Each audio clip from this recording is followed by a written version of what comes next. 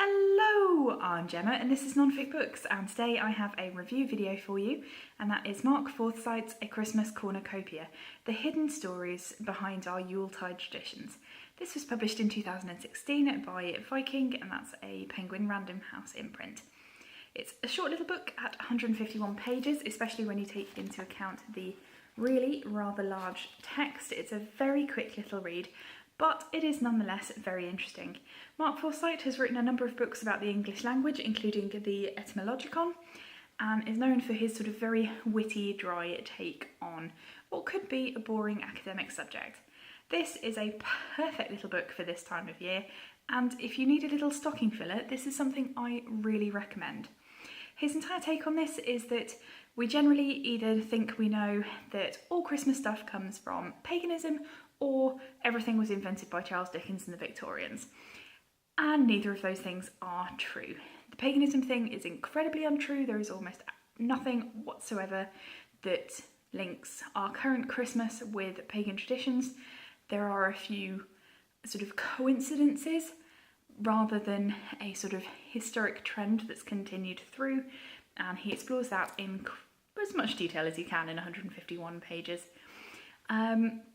And again, the Victorian thing, there's one or two things that are true, but many of the traditions are slightly older than that, and a few are slightly newer. And again, Coca-Cola didn't invent Santa in the red and white, and he goes on to tell you where that came from. This is such a funny book.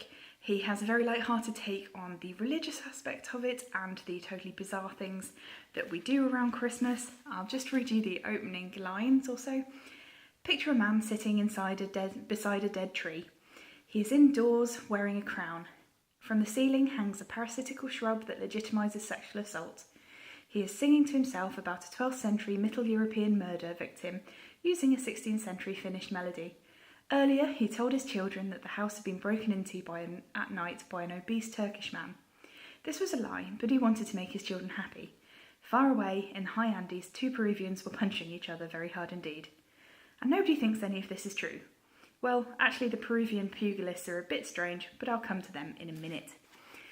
And that's his point, that our traditions, while we love them, are completely bonkers sometimes, and he looks at where a lot of them come from, why we celebrate them, and how Christmas as we know and celebrate it in especially the Western world is this big mix from all over the place and doesn't really have a particular place that it came from.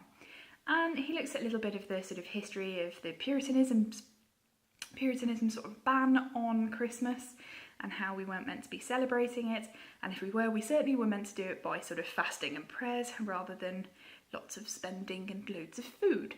So it's a really great little book. It's really funny.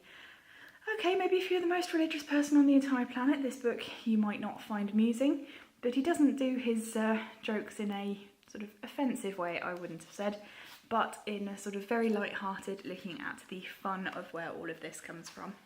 It is, as I said, there isn't massive amounts of text, it's very large writing, so you can fly through this, and I think it does make a great little sort of additional gift or a Secret Santa gift if you've got a book lover who you don't particularly know masses about. It's a really sweet little book. There's not very much more I can say, but it's really fun, and I learned quite a few things that I had absolutely no idea where they came from, including that Rudolph, which I had heard before, but this sort of explains, Rudolph is a woman. So that's just an interesting little snippet. This is really enjoyable. I have a couple of other Mark Forsyth books, and after reading this I'm definitely going to crack on and give those a go, because his writing is really enjoyable to read.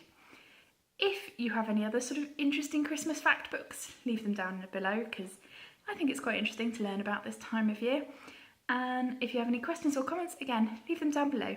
I'll see you in a video soon. Bye!